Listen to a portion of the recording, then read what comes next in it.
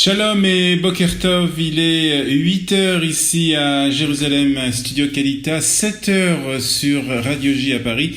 Voici le premier point de l'actualité israélienne de ce matin, au micro Olivier Granilik.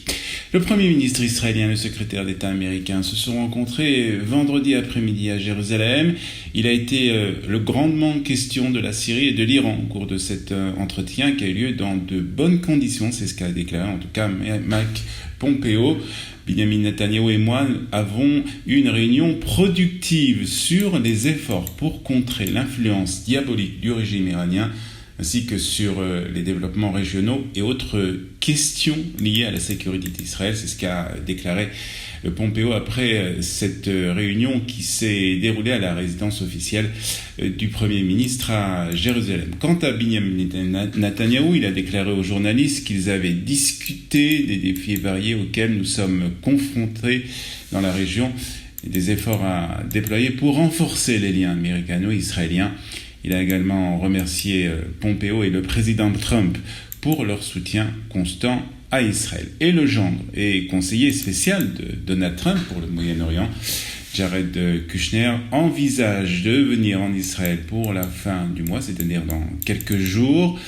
Il sera en Israël et le but de son voyage sera d'évoquer avec Benjamin Netanyahu la publication proche du deal du siècle, un deal concernant donc une solution du conflit entre Israël et les Palestiniens.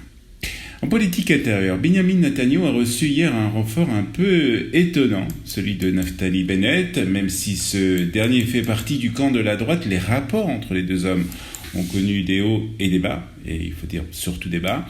Hier, dans un post détaillé publié sur Facebook, Naftali Bennett a expliqué pourquoi la chute de Benjamin Netanyahu pour des raisons juridiques serait un coup dur pour le camp national. Dans un cas comme celui-ci, le prochain dirigeant de la droite aura les poings et pieds liés par le système judiciaire et par les médias israéliens, a écrit Naftali Bennett. Même si Benjamin Netanyahu n'est pas parfait, il a été un bon Premier ministre, il sera un bon Premier ministre pour la sécurité et pour l'économie d'Israël, a aussi écrit Naftali Bennett.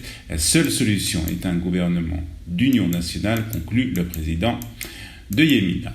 Et c'est mercredi prochain, donc un jour après la fête de Simchat Torah, que le mandat que Benjamin Netanyahu a reçu des mains du président pour former un gouvernement prendra fin. C'est-à-dire que si Benjamin Netanyahu n'arrive pas jusqu'à mercredi à former une coalition, il devra rendre donc ce mandat, et ce sera au tour de Benny Gantz d'essayer à son tour de former un gouvernement.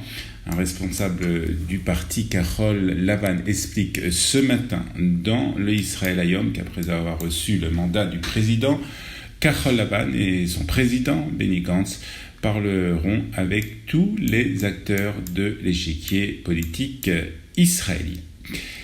Sachez aussi que 7 personnes ont été arrêtées samedi matin alors qu'elles tentaient d'entrer en Israël depuis la Jordanie. C'est ce qu'a annoncé l'armée israélienne. Des militaires en coopération avec la police israélienne et les forces de sécurité ont localisé et arrêté les suspects qui ont été emmenés pour être interrogés. C'est ce qu'a indiqué un porte-parole de l'armée israélienne.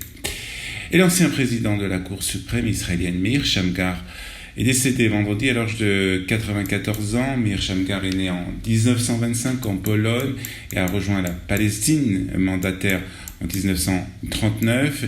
Il avait servi dans le Palmar ainsi que dans l'Irgun avant la création de l'État d'Israël, ainsi que dans l'armée israélienne pendant la guerre d'indépendance de 1948. Meir Shamgar a rejoint la plus haute juridiction israélienne en 1975 avant d'en prendre la direction 8 ans plus tard, jusqu'en 1995. Il est décédé donc vendredi après-midi. Il sera enterré mardi, après la fête donc de Simchat Torah à Jérusalem. Après aussi que sa dépouille sera exposée devant la haute cour de justice à Jérusalem. On termine par la météo de ce dimanche et de cette veille de fête de Simchat Torah en Israël qui sera donc célébrée à partir de ce soir. Il fera 24 degrés à Jérusalem, 27 à Tel Aviv, 29 degrés à Beersheva et 33 degrés à Eilat. On se retrouve à 8h30 heure israélienne, 7h30 heure de Paris pour la revue de la presse et des médias israéliens. À tout à l'heure.